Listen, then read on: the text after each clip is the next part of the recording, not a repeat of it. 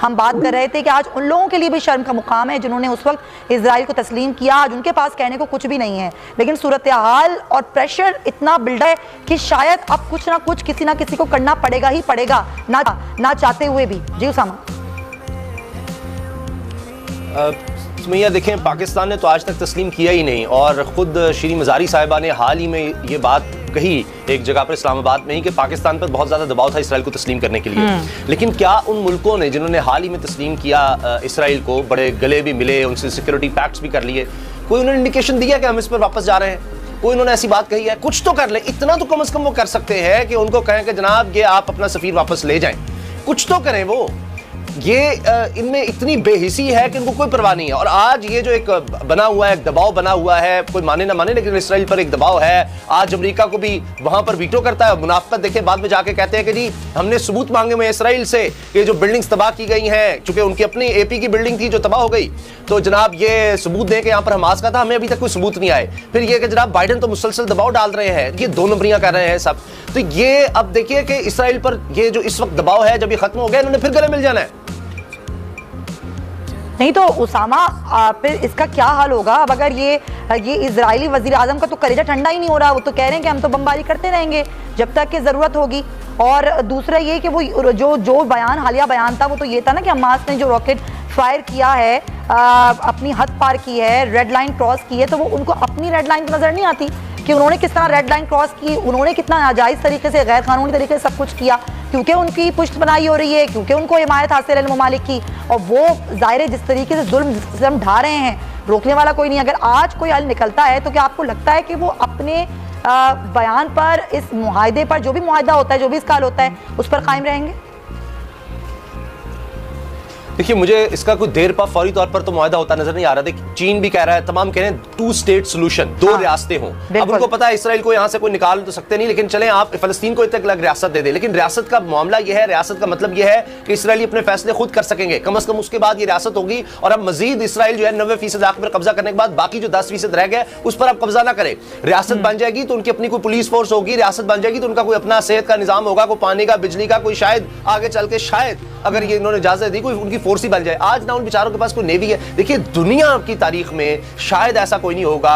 अब जिस तरह से आप देख रहे हैं कि जिस तरह हुमा बकाई साहब ने फरमाया कि ताकतवर तरीन आप मिलिट्री देख रहे हैं इस वक्त, लेटेस्ट वेपन्स जो दुनिया में किसी के पास हो सकते हैं वो इस वक्त इसराइल के पास है। उनका जो आयरन डोम है वो दुनिया में बेस्ट टेक्नोलॉजी कहा जाता है कि वो प्रोटेक्शन के लिए, एयर डिफेंस सिस्टम कि कोई भी रॉकेट आएगा तो खुद ब खुद इनके एक्टिव हो जाते हैं मिसाइल और उस रॉकेट को फजा में तबाह कर देते हैं। ये लेटेस्ट तरीन है। इसके अलावा उनके पास लेटेस्ट तैयारे हैं, लेटेस्ट नेवी, सब कुछ है। और यहाँ पर आप यकीन करें, जितना तो ये तालिबान और अमेरिका में फर्क था अफगानिस्तान में और उस शिकस्त हुई, ये उससे भी ज्यादा फर्क है। ये आपको, क्योंकि इनके पास तो पत्थर है बेचारों के पास, उनके पास फ्री वेपन्स। वही तो बात है ना उसामा, जंग तो तब होती है दोनों फरीकैन लेस होते हैं हथियारों से। ये तो जंग नहीं है ना, ये तो दहशतगर्दी है जिसमें एक फरीक सिर्फ बमबारी कर रहा है, दूसरा फरीक निहत्ता है।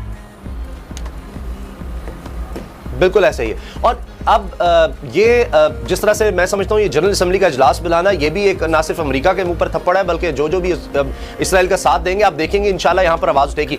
इसको तो हमें मानना चाहिए कि ये एक बड़ी डेवलपमेंट है। हाँ, ये जरूर है कि ये काफी नहीं होगी या हम ये कहें कि इससे इसराइल रुक नहीं रहा, मगर उसके खिलाफ आप देखिए कि इंटरनेशनल क्रिमिनल कोर्ट में चले गए हैं रिपोर्टर्स विदाउट बॉर्डर्स, तो ये उसके ऊपर एक प्रेशर इंटरनेशनली जरूर बिल्ड हो रहा है और अल्लाह करे कि प्रेशर बिल्ड होता रहे। और जिस तरह से तुर्की कह रहा है, जिस तरह से पाकिस्तान ने इसका इशारा भी दिया है कि एक इंटरनेशनल पीस कीपिंग फोर्स हो, और यहां तक कह रहे हैं तुर्की ऑफर कर रहा है कि जो हम ख्याल ममालिक हैं, इस्लामी ममालिक, वो इस पर आगे बढ़े। तैयब उर्दवान रूस इस पर बात कर चुके हैं। तो ये एक जरूर बहुत बड़ा इनिशिएटिव हो सकता है, अगरचे अभी ये बिल्कुल एक ख्याली बात लग रही है, लेकिन अगर यूएन की पीस कीपिंग फोर्स हो सकती है तो एक इस्लामी ममालिक की इस तरह क्यों नहीं बन सकती। ओआईसी तो खैर बनने नहीं कभी देगा, ये तो मैं आपको लिख कर देने को तैयार हूं, लेकिन अगर तुर्की इसका इनिशिएटिव ले रहा है, वो इसके लिए मिलिट्री भी और फाइनेंस भी प्रोवाइड करने की बात कर रहा है, तो पाकिस्तान साथ आ जाए, मलेशिया साथ आ जाए, आप यकीन करें इसी से इसके इसराइल के पांव हिल जाएंगे इंशाल्लाह कि जनाब ये फोर्स। लेकिन वो मसला आ जाएगा फिर हमसायों का, क्या लेबनान इजाजत देगा? हमने यहां से क्या डायरेक्ट ट्रूप्स जाकर फेंक देने?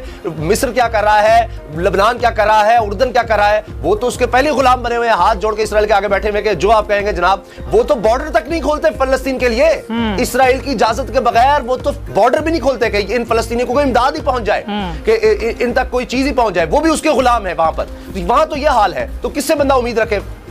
बिल्कुल आप सही कह रहे हैं जमील। ये जो ट्यूशन है कि जी 2 टुकड़े कर दिए जाएं और इस तरह से हुकूक मिल जाएंगे, 47 में भी ये बात हुई थी।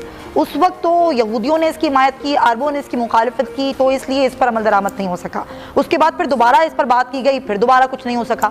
आज फिर वही सोल्यूशन पेश किया जा रहा है, यानी कि सोल्यूशन वही है कि 2 स्टेट्स हों।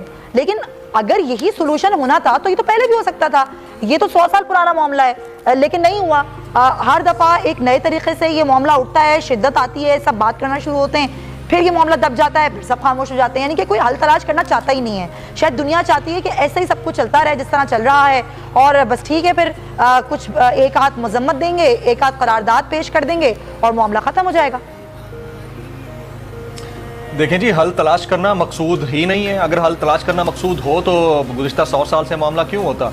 और इसराइल पैलेस्टाइन कॉन्फ्लिक्ट जो है 1948 से ज़्यादा बढ़ा, क्योंकि जब इसराइल को एक रियासत के तौर पर कायम किया गया तो उसके बाद से ये कॉन्फ्लिक्ट ज़्यादा बढ़ा है। लेकिन उसके बाद कितनी दफ़ा इसराइल ने गज़ा की पट्टी के ऊपर बमबारी की, कितनी दफ़ा टेररिस्ट अटैक किए। हमारे यहाँ तो लफ्ज़ टेररिस्ट इस्तेमाल करते हुए 10,000 दफ़ा सोचा जाता है। मैं तो हैरान हूँ कि उसको इतना बैन बयान किया जाता है कि आपकी सोच है, मतलब वो कॉन्फ्लिक्टेड जोन कहा जाएगा, ऑपरेशन जैसा लफ्ज़ इस्तेमाल किया जाएगा। इसके अलावा वो तमाम जुमले जो बोले जाने चाहिए और बिल्कुल बराह रास्त बोले जाने चाहिए, वो नहीं बोले जाते। उसकी वजह क्या है? उसकी वजह अभी हमें इस कॉन्फ्लिक्ट के बारे में भी थोड़ा सा सोचना चाहिए। बल्कि हमारे अगर कोई सीनियर्स आकर बैठते हैं तो उनसे पूछें कि ये 27 रमज़ानुल मुबारक यहाँ पर होता है ख़त्म, आप यहाँ से ये वीडियो छोड़कर जा सकते हैं। तो आपने देखा पाकिस्तानी मीडिया का फ्रस्ट्रेशन अब सारी हदें पार कर चुका है और अब ये इस तरीके के डायलॉग मार रहे हैं कि कब इसका कलेजा ठंडा पड़ेगा। मतलब इजरायली प्राइम मिनिस्टर नेतन्याहू